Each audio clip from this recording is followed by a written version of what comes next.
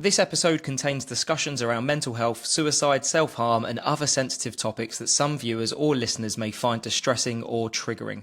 Please take care when listening and feel free to stop or skip this episode if you feel the content may affect you. If you need support, you can email us at paramedic.tv999@gmail.com or see the video description for a list of support resources.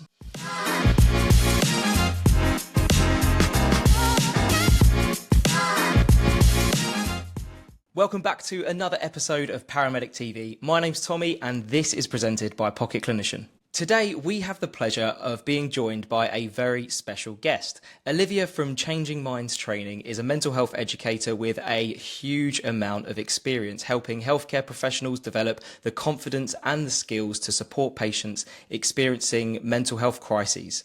She's incredibly passionate about improving the way we communicate, assess risk and care for people in some of their most vulnerable moments. So Olivia, thank you so much for coming on. Would you mind just introducing yourself and telling us a bit about yourself? Yeah, absolutely. Hi everyone, I'm Olivia. I am the founder of Changing Minds Training. We help people have conversations about mental health, ideally ones that are sensitive, that are proactive, so before crisis point. Prior to setting up Changing Minds, I have quite an extensive history of mental illness, lots of lived experience.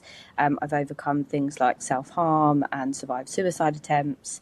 And I've also worked in lots of kind of healthcare settings. So Tommy, you and I obviously worked together at CCAM for a while. I've worked in inpatient mental health and community mental health. I've also done some voluntary roles that have involved crisis support. And I think what I really noticed through all of that experience is just an awful lot of silence. People really wanting to help, people caring, but just not knowing what to do, what to say, being so worried about making it worse that actually silence felt safer. So I think coming through my recovery, it's just made me really passionate about giving people those skills, that confidence more than anything else, to have conversations proactively rather than leaving them until people reach crisis. That's it, yeah. And I think that's really cool, like that you've made all of your experiences as a patient and you've almost been able to use that as a tool to give everyone the knowledge and everything that they need to be able to treat patients in mental health crises better. Is that what made you want to start Changing Minds Training then? Yeah, 100%. Yeah, just really kind of noticing that gap and just feeling like I could do something about it. I became a mental health first aid England instructor in about 2017, and at that point I was with CCAM. It was nothing more than like a bit of a side hustle, passion project, and it's just really kind of snowballed. I felt that there was a bit of a gap in the market, and I think that lived experience is really powerful. I think it's really important that people teaching about this stuff, they know it from a lived experience aspect, not just reading from a textbook. So yeah, for sure, in answer to your question. No, definitely. Yeah, that makes sense. And as you alluded to, we used to work together in an ambulance control room. We were both like young teenagers. Well, we were 18, obviously, but like young teenagers taking 999 calls. And I think because of the high pressure environment, you sort of build quite close relationships with people quite quickly. So we've been sort of talking for years on and off, as we've gone our separate ways on our different ventures and everything. But recently we've joined together and we have created a masterclass for mental health conditions, and basically it's everything that you're going to need as a pre-hospital clinician to build yourself some confidence and get yourself the knowledge that we often lack when attending patients that call for mental health related stuff. So it's over 6 webinars or masterclasses, isn't it? Yeah, that's it. Kicking off September 8th, I want to say, all the way through to February. I'm very excited. I feel like a kid on Christmas Day. I'm super excited for this. I think it's going to be really, really valuable. And there's just such a gap. Like, I'm sure we'll come on to this, but it still blows my mind that there is no mandatory requirement for paramedics to train in mental health. And I'm sure, Tommy, you will speak to the fact that a really good percentage of your calls relate to mental health.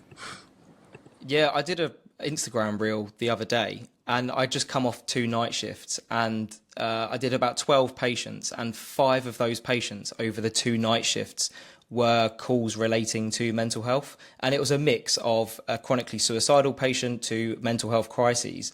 And I just thought it's mad that at uni, I spent maybe like 2 or 3 days of lectures doing mental health stuff. Yet, over those 2 nights, and, predominantly most shifts, you're always going to see a call relating to mental health.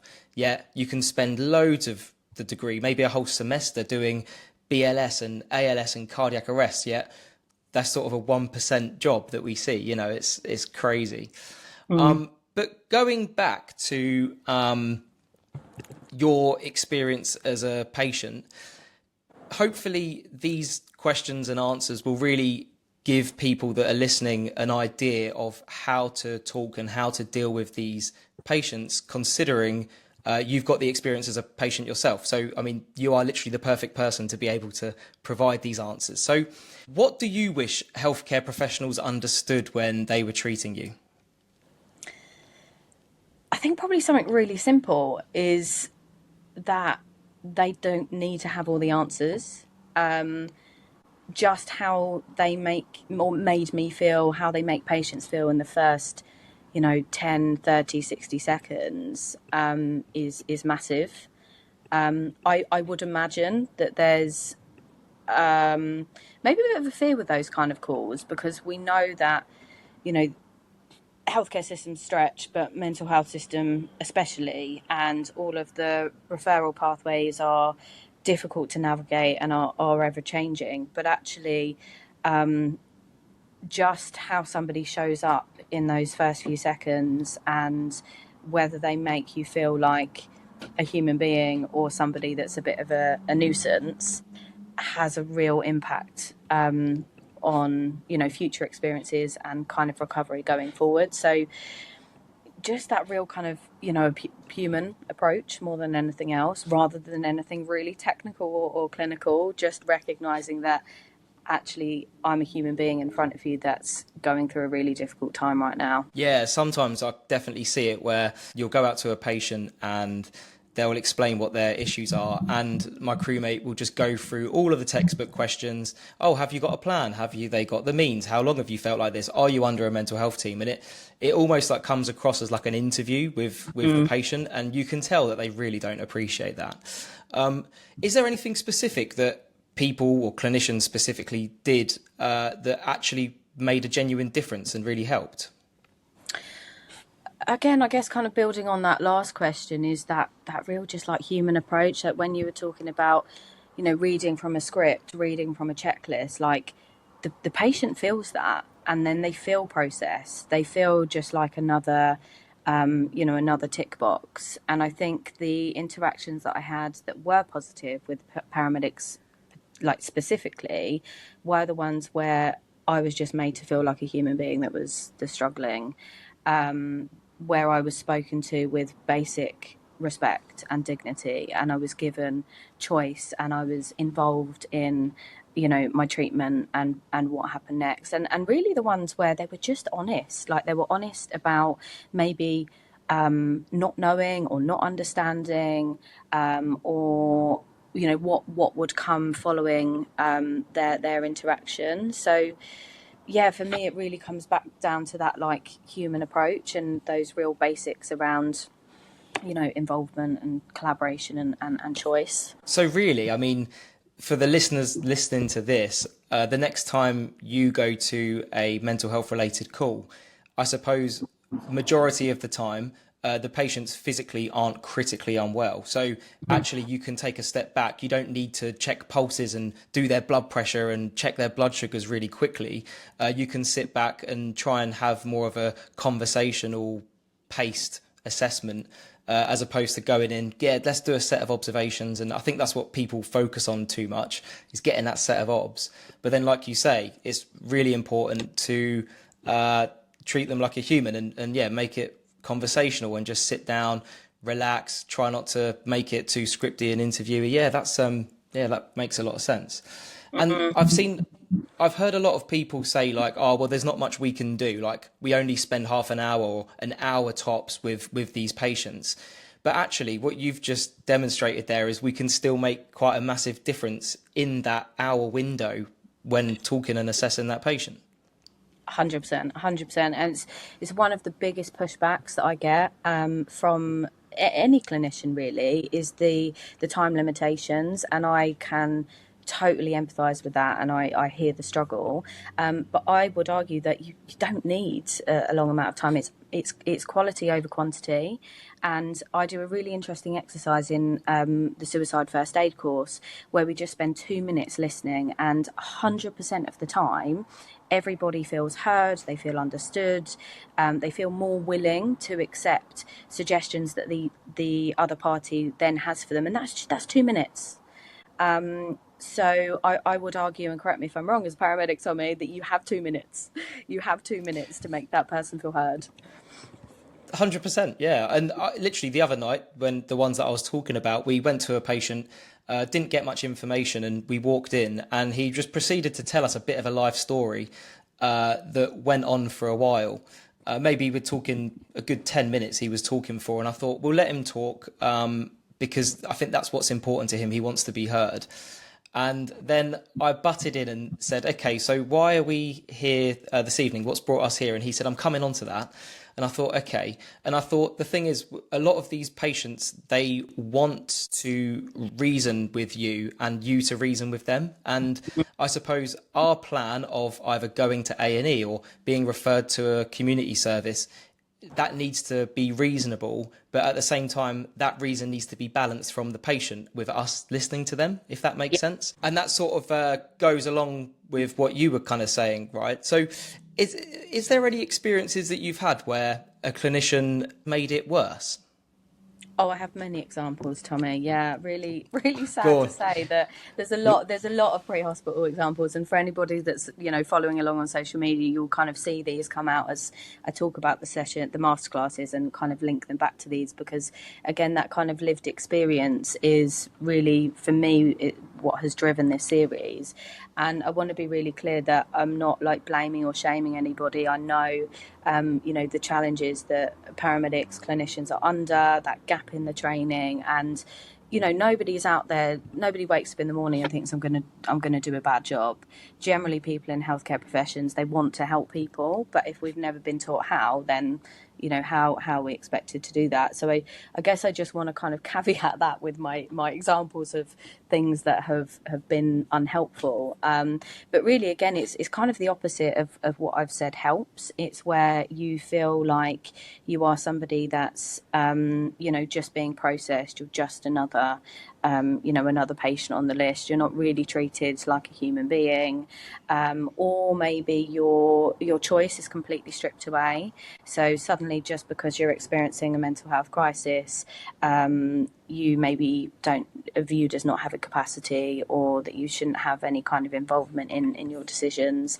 And I think when you're somebody that's experiencing that kind of crisis anyway, you already have a real loss of agency and choice. So having that kind of stripped away further by somebody that's meant to be helping you is absolutely unhelpful. I think, shying away from the kind of difficult conversations when we're talking about things like, self-harm, about suicide, and also the response to those. I've had examples where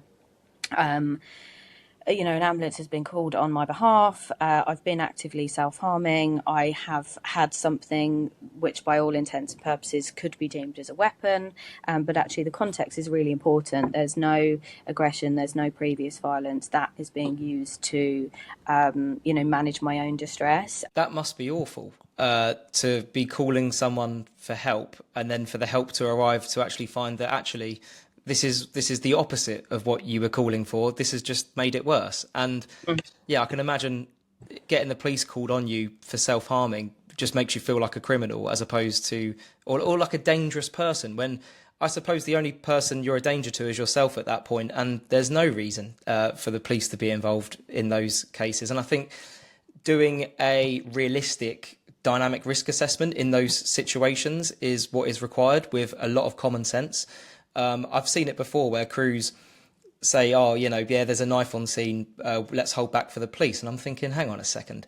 It clearly states on the screen there that the patient has said that they don't want to hurt anyone else. They're just having a rough time and they're self-harming with this blade or whatever. And, that is safe. That is a safe scene to go into. You've got to look at the wider picture and maybe look at historic cases and things. I'm not saying go into every single one of these situations, obviously. But if a patient says, look, I'm self-harming, I've got this blade or whatever, and that's all I'm going to do, then there's no real reason to say, right, let's call the police, because the police will just walk in thinking, what are we doing here? Oh, yeah, can we take the blade off you? And, I know we've spoken about self-harm before where the patient, that knife or blade or whatever they're using is their comfort, right? So is it like almost taking a teddy bear away from a kid who's crying, that sort of analogy? Is that right? Absolutely. It's like, I liken it to pain relief. If we take somebody's pain relief away from them, what's going to happen? Their pain's going to go up, right? And it's very similar with self-harm. Now, there's different reasons people would self-harm, but it might be their pain relief. It might be their only coping strategy. And it's actually really dangerous to take those things away from somebody if we haven't got something better to offer them, because that's when they might actually resort to something that's a lot more dangerous. So, yeah, absolutely. Yeah. So, I mean, hopefully I'm right in saying this, Olivia, but this is what I do out on the road when a patient is actively self-harming, providing they're not sustaining any life-threatening injuries, then I'm happy as a clinician for them to carry on if that's what brings them comfort and allows them to then talk to us and engage with us. And then after a few minutes, once you've built that trust, you can say, okay, once you've had enough of that, maybe put that down and we can have a chat somewhere else or in the ambulance or wherever.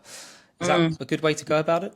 Yeah, absolutely. And I know that will be really hard to hold. I'm sure that there will be people listening to this thinking, oh my God, that goes against every natural instinct that I have.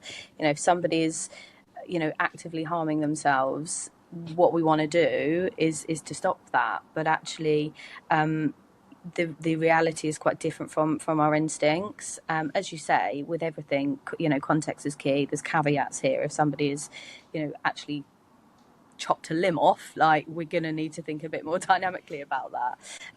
But yeah, if there's nothing immediately life-threatening, we're safe, they're safe for now, like absolutely engaging in a conversation first and foremost.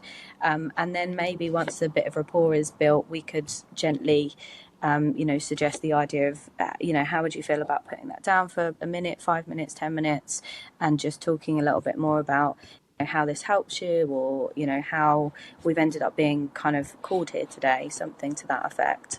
I think it sounds like a reasonable request from a patient to say, look, can I just carry on doing that? This is what I need to feel right now to be able to carry on this conversation and assessment with you. And I think that's quite reasonable, like you say, providing they're not like hammering their carotid artery out or anything. But I wonder if that's why, when a job comes down to the screen and it'll say, 38-year-old MH crisis or suicidal or whatever, and, a good 3/4 of the time, a crew will look at their radio and go, oh, mental health, Jesus. Does anyone else want this? But they would never say the same to a 90-year-old who's fallen, or even a 20-year-old with chest pain, Yeah. Yeah, I mean, this is my personal opinion. I'd be really interested to hear what kind of listeners think. But I guess there's two kind of things that come up for me. And the first is, again, goes back to that, the gap in training that we're trying to address with this series. We've already talked about how many years through your degree you spend going through, scenarios and OSCEs and, everything else that you do.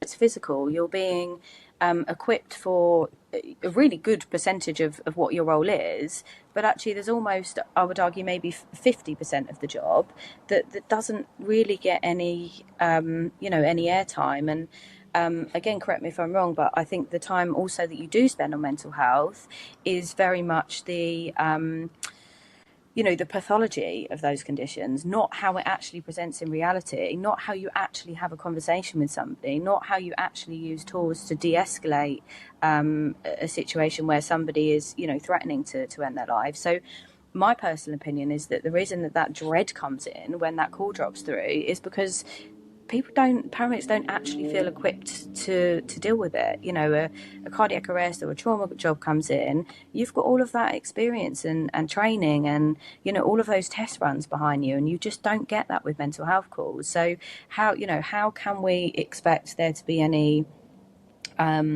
I want to say excitement, that's not quite the right word, but any, like okayness with a job coming in if you don't know what the hell you're going to face and you don't know what the hell, like how the hell you respond to that. No, you're right. And I think I've been on the road for quite a few years now. So I feel a bit more comfortable with what I'm walking into. Don't get me wrong. I'm not the best at, managing and assessing patients that call for mental health related things. But I definitely feel a lot more confident in knowing that, do you know what, whatever the situation is, I think I can manage that as well as I can. I think after a few years, you've kind of seen it all. You've seen like I said, the person running around naked with an axe. You've seen the person on the edge of a window, and you've seen all of these different things. And so once you've built up that experience in your head, it then does make it a bit easier to go into it.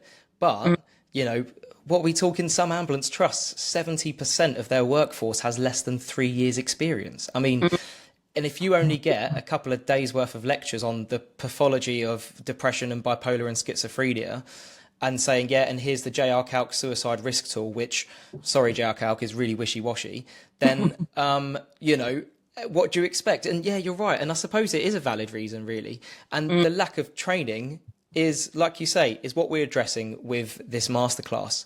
The other thing that might play a part is the kind of difference in response between physical and mental health calls.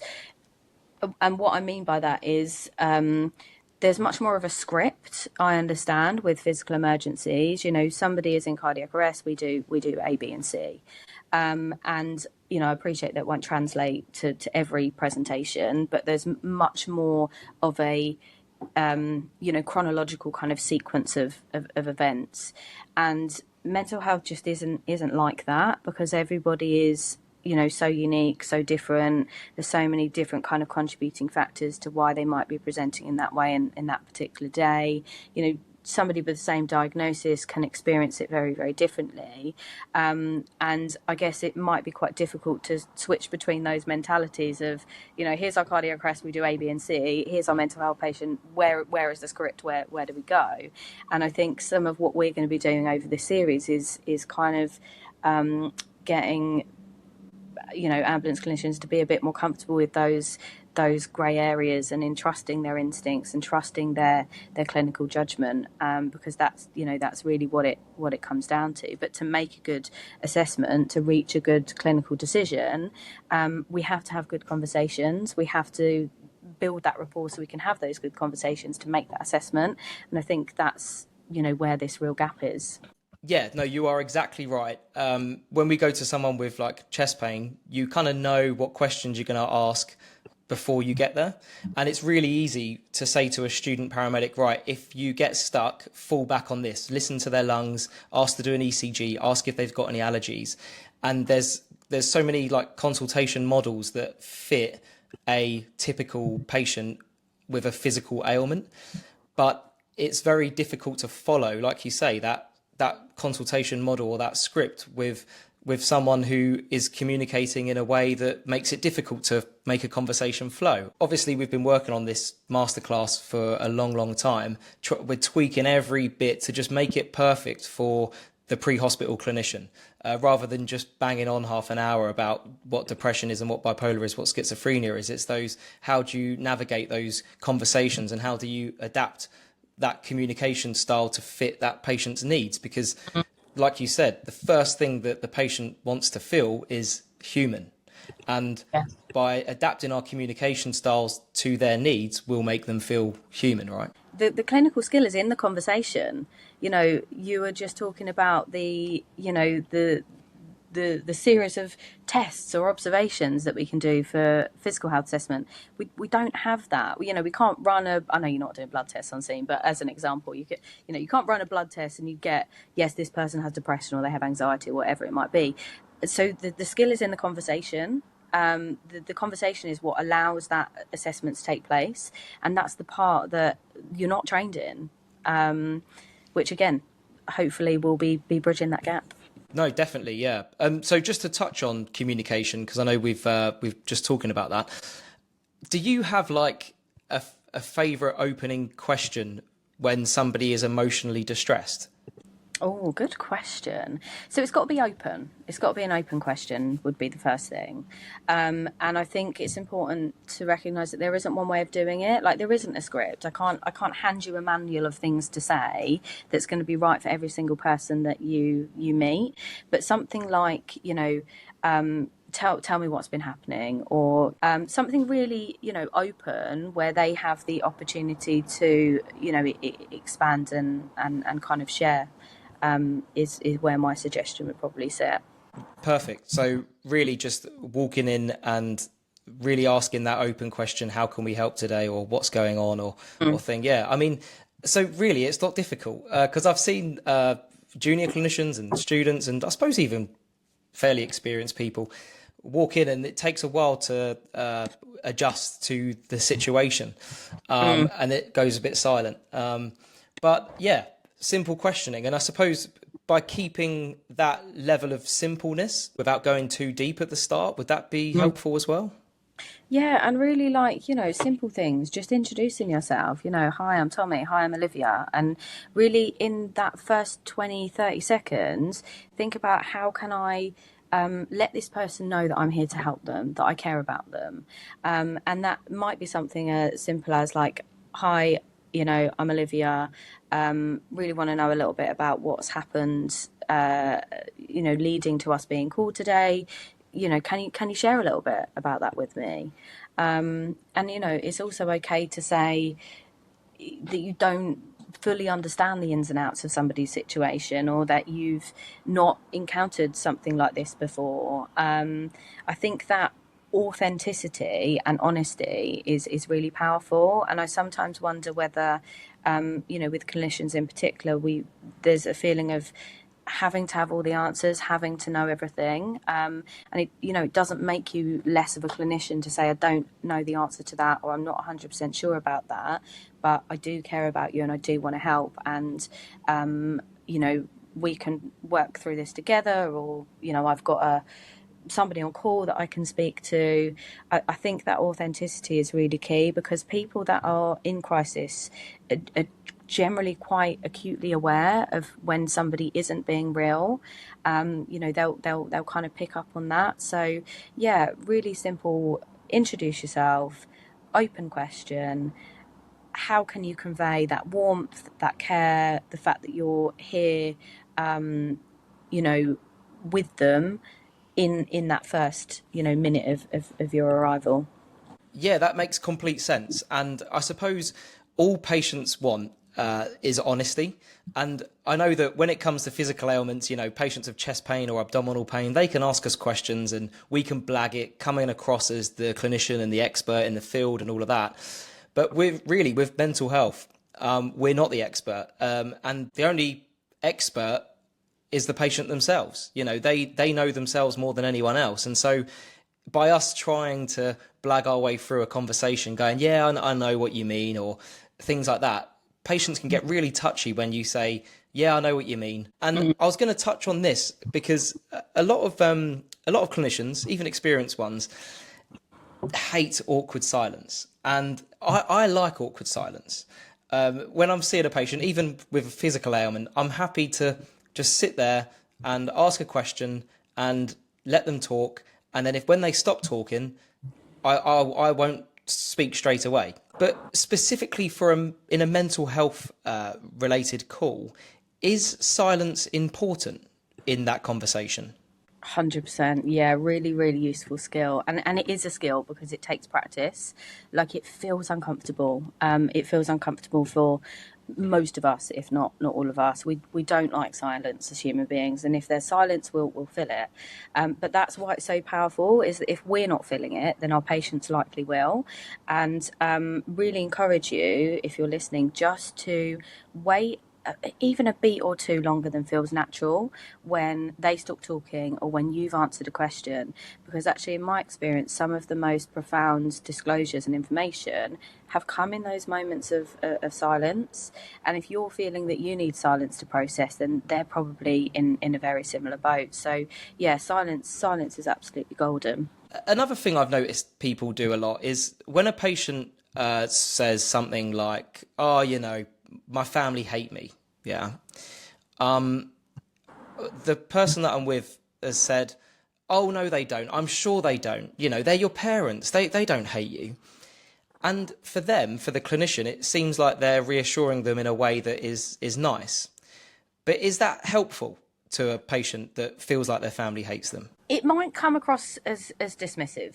I would really focus on, again, I can see, as you say, I can see where that response comes from. Really good intentions behind that, wanting to reassure them that they're not hated.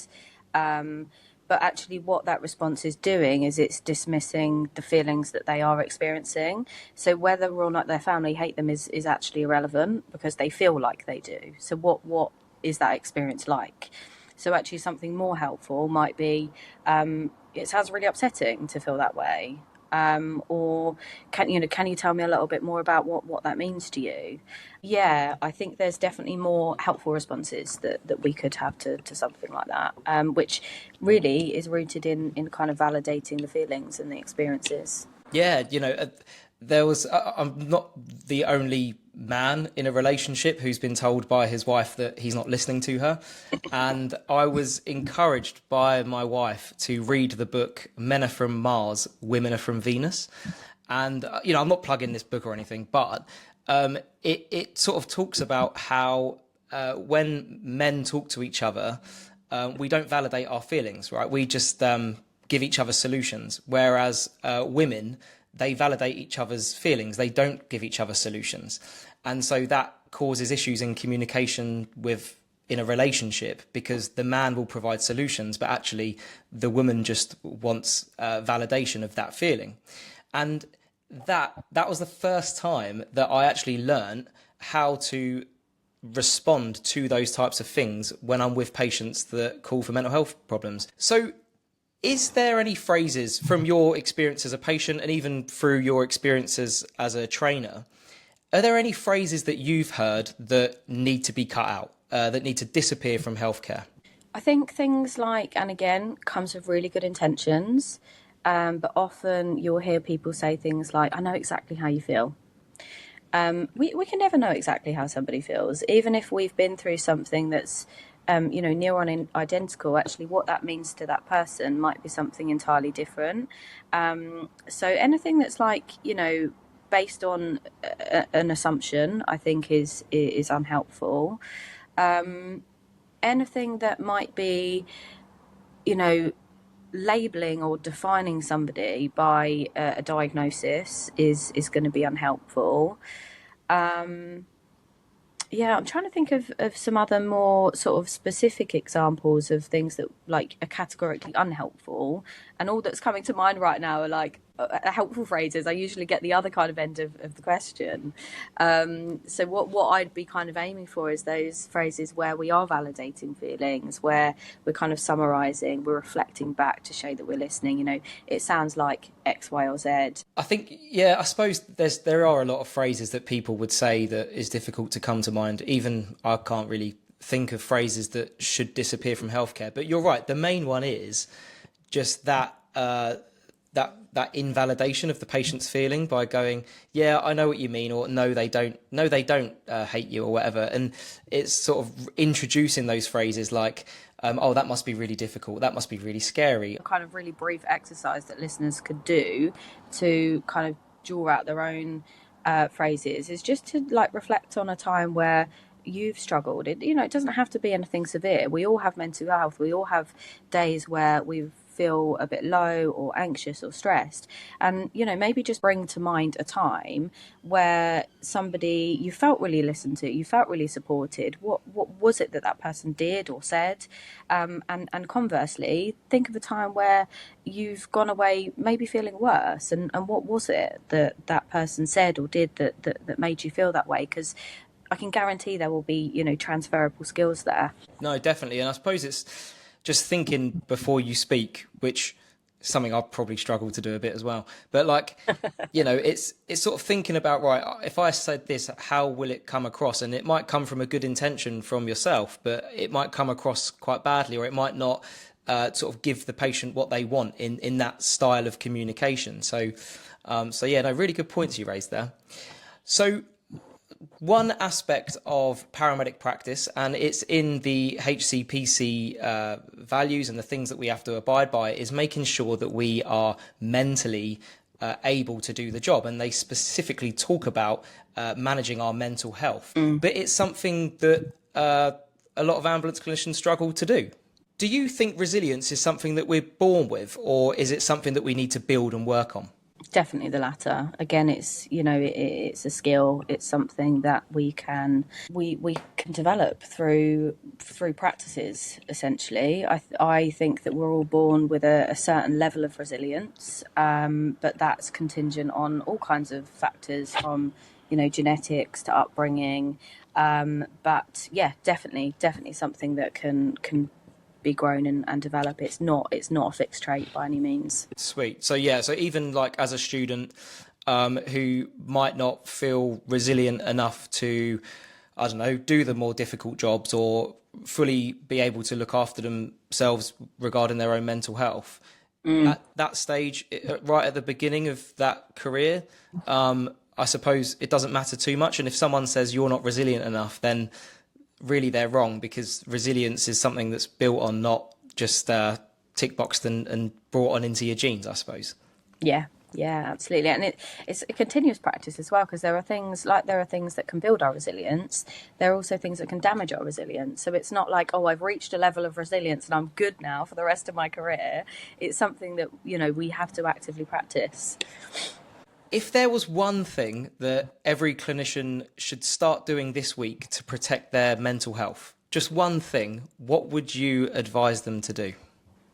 Oh, Tommy, that's such an impossible question, because we're all so different. Like, what is useful for my mental health might be absolutely useless, for yours. And I think that's probably the takeaway here, is that you have to find what works for you.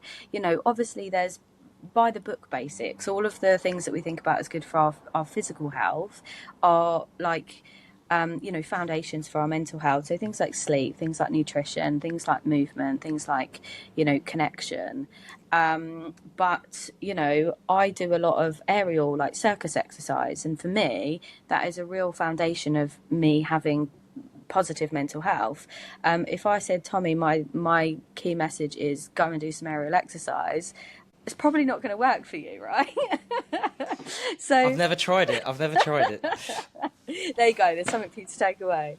Yeah. So I really think about yourself as an individual, and self-awareness is just key to helping roles, because knowing what lifts you, what drains you, where your limitations are, that's unique to you. So maybe the answer then is something about self-awareness and really understanding your needs and your limitations, and then the kind of action off of that is going to be very based on your own individual assessment.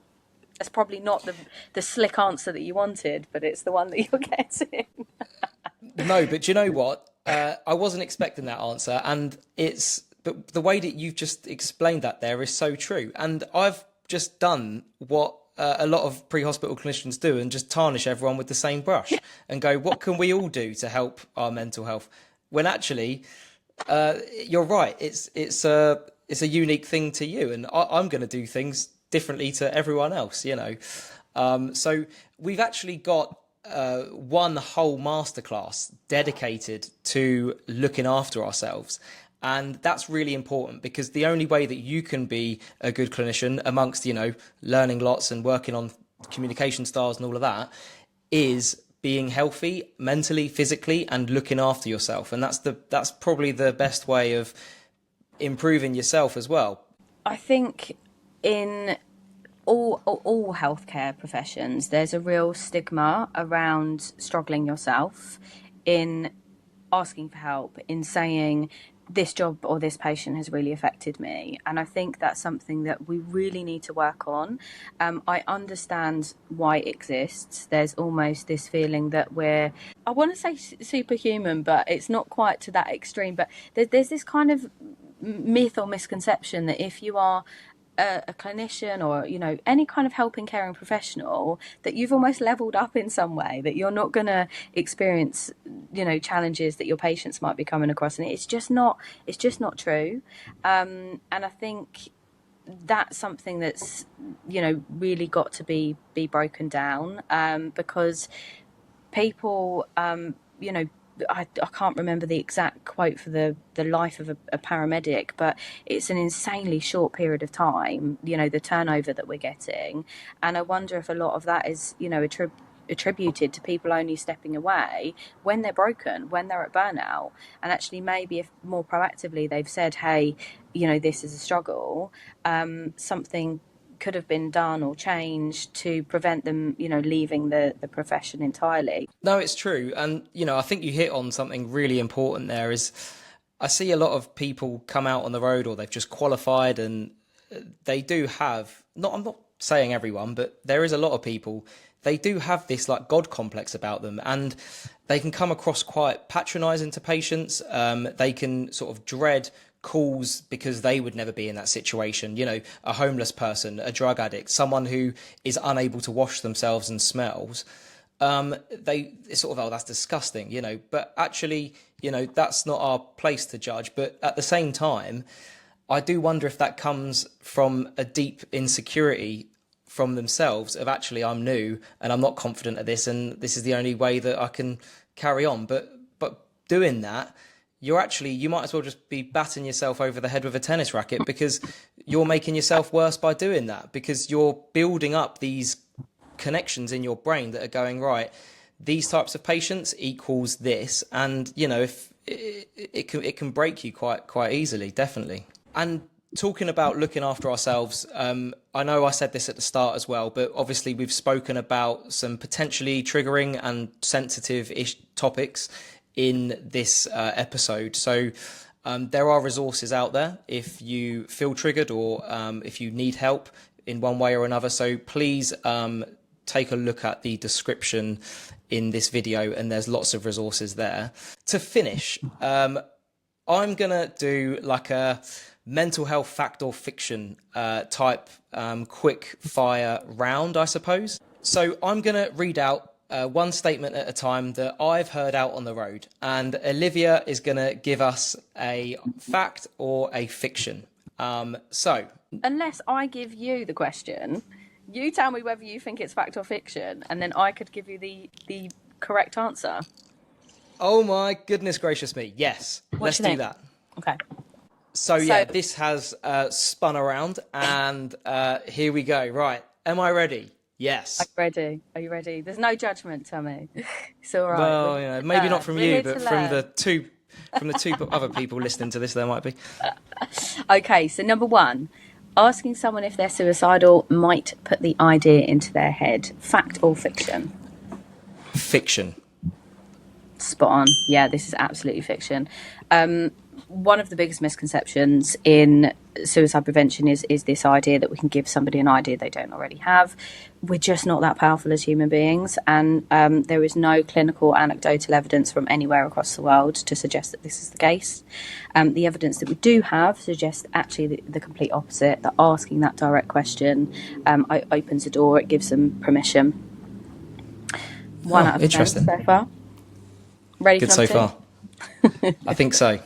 So number two, someone can appear calm and still be at high risk of suicide. Yeah, I would say that's a fact. Yeah, spot on, absolutely. And actually for some people, that sudden calmness can be an indicator of thoughts of suicide. Sometimes when people have made the decision to end their life, it brings a sense of kind of peace or calm or elation. So change is key. Change is key, really. Would it be like that change in behaviour? So someone who is naturally energetic and, enthusiastic or sort of very on the go, rapid paced talking is all of a sudden really calm. Is that like a bit of a red flag in that behaviour change? Yeah, absolutely. Yeah, yeah, for sure. Sweet. I'm ready for number 3. Number 3, most patients experiencing a mental health crisis would rather have someone listen to them as opposed to someone try and fix them. I would say this is a fact because I think from my experience, I think a lot of mental health patients know that this has been going on for a long time. This paramedic ain't going to fix me. Mm-hmm. Yeah, spot on. You're doing well so far. I'm impressed. Absolutely. One of the key messages that come up throughout my training is we don't have to fix. We don't have to have solutions. We don't have to give advice. And actually, rarely does somebody in distress or crisis want or need that. They just want to feel heard and seen and understood. Listening is a really, really powerful intervention. It's something that we can all do a little bit more of. Definitely. So number 4, you should avoid using the word suicide when speaking to a patient. Definitely fiction. No beating around the bush, please. Yeah, absolutely spot on. I think sometimes we try and like soften things. It feels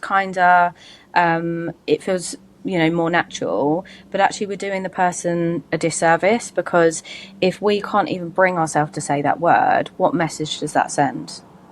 It shows that we are that makes sense. That this is something that even we as a clinician can't name. So by naming up front, again, like the direct questioning, it gives that permission to open up a conversation. No, that's really cool. Yeah, that makes sense.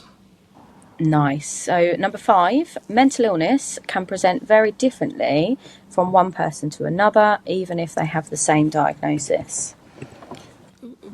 Pretty easy one. I'm going for a fact on that one. Yeah, spot on. I feel like I mentioned this like word for word a little bit earlier on. Yeah, absolutely. And it's the same with mental health because, as I mentioned earlier, we all have mental health in the same way that we all have physical health. And what's good mental health for one person might be a sign of struggling mental health for another. Like I need 8 hours of sleep a night to function well. For somebody that sleeps 5 hours regularly, that 8 hours might be a sign that they're becoming anxious or they're developing depression. So mental health, mental illness, it again, really individual, really, really unique. Right, you've got to keep it up. You're doing well so far. Number 6, paramedics should always try and talk someone out of how they're feeling. Definitely fiction. I know we touched upon that earlier, didn't we? Yeah, absolutely spot on. So again, validate. Even if you don't agree, that's still how they feel. Yeah, spot on with that one. Nice work. There's a few here that we've touched on, which is great because it's going to really test whether you've been listening to me and whether listeners have been listening to me. This is it. So number 7, saying I know exactly how you feel is a great way to empathise with a patient experiencing a mental health crisis. Fiction. Bonus point though, why, Tommy? Because it makes them feel invalidated. They need someone to listen to them, not tell them that they know how they feel. By saying, as the paramedic, I know how you feel, it's like they must think, no, you don't. You're not in my shoes right now. You're able to work. You're going to go off, drop me off to hospital and go on to the next patient absolutely fine. And I'm sat here struggling. So you don't know how I feel. And so, yeah, by saying that, it's really not going to empathise whatsoever. Yeah, smashed it. Excellent. Number 8 then, a regular caller who is chronically suicidal will never go through with it. This is something that I've heard on the road a lot, and it really, I don't know, it makes me feel a little bit sick sometimes because it's disgusting, but that is completely fiction. Yeah, absolutely spot on. And, this isn't even limited to the ambulance world. This is something that I hear a lot in training. You hear people say things like, well, if they were going to do it, they'd just do it. They wouldn't talk about it. And it's just not true. Again, this is supported by research and evidence. People that talk about it, they can and do act on their words. We know that actually previous attempts increase risk of future attempts because there's an increased tolerance to pain. There's maybe learning from those previous attempts, and equally, there's something here about the way that those people are treated. Somebody that's labelled a regular caller, that can't be helped. There's almost this kind of like self-fulfilling prophecy, and it's really, really dangerous. I had a friend that I sadly lost to suicide a few years back now, and she was a classic regular caller, personality disorder diagnosis, alcohol dependency, multiple attempts, lots and lots of call outs, and she did eventually die by suicide. So Sad, we need to be careful. Yeah, we can't, and we even like with physical ailments as well. You can't tarnish regular callers with like being the people who like they call for a load of rubbish, because you just never know, and it could be that one time that they are going to go off and do something or whatever. So yeah, you got to be careful. Fiction. Yeah, spot on. Number 9, looking after your own mental health makes you a better clinician. Fact. Yeah, nice work. Absolutely. And I really think that again is something that's really under discussed. Like, it is a real skill to be able to recognize when you're struggling, where your limits are, and it doesn't make you a better clinician to power through, to soldier on. It doesn't role model anything positive to the people that we're supporting, and it's going to have a knock-on impact in other areas of our life, our colleagues. It's not good practice. No, definitely. Yeah, and if you can't look after your own mental health, how are you going to look after other people's mental health, whether that be your colleagues or your patients or even your friends or family, It's that oxygen mask analogy, isn't it? Yeah, that's right. Nice. Number 10, everyone watching this should sign up to the mental health masterclass series. Fact. The reason I think this is a fact is because the likelihood of you being a pre-hospital clinician watching this is highly likely. Now, if you ask yourself how much training you got during uni or during your tech course or whatever qualification you are, it's going to be minimal. And that's why we created this masterclass. It is aimed at pre-hospital clinicians. Whether you're a student or whether you're qualified, if you need more confidence in assessing and managing patients in mental health, which unless you have done a master's degree in mental health assessment and management with 10 years of experience on the road, or you've worked in a mental health community hospital or something, then there is no way that you have all of the confidence in the world to be able to confidently and safely assess and manage these patients. And this masterclass series, it's going to be different from what you get at uni. You don't have a paramedic with a few years on the road teaching you, reading off of a PowerPoint slide on the pathophysiology of schizophrenia and depression. You've got practical discussions with a mental health trainer and with me, who can bring it back and relate things to the road, which will really sort of hone everything down and make it very specific and targeted at the things that we need to know, as opposed to the crap that they teach us at uni. So there's 6 masterclasses. The first one is like an introduction into the mental health landscape. Then we go through communication, assessment of patients in a suicide, self-harm crisis. We talk about capacity, refusal, and the legal frameworks around that can support us as clinicians, but also that support the patients. De-escalation, and then lastly, looking after yourself. So if today's conversation has been useful, just imagine spending 6 evenings diving much deeper than this with practical scenarios, lots of discussions, and really good frameworks. Now, you can purchase these individually as individual masterclasses, or you can become a member and get access to all 6 masterclasses. You're going to save yourself nearly £18, by attending all 6. But, you know, if you can't make it, or for one reason or another you don't want to do all of them, then the option is there to just individually book on to those courses. I've put links down in the description for both of them, and fill your boots, but I hope to see you all there.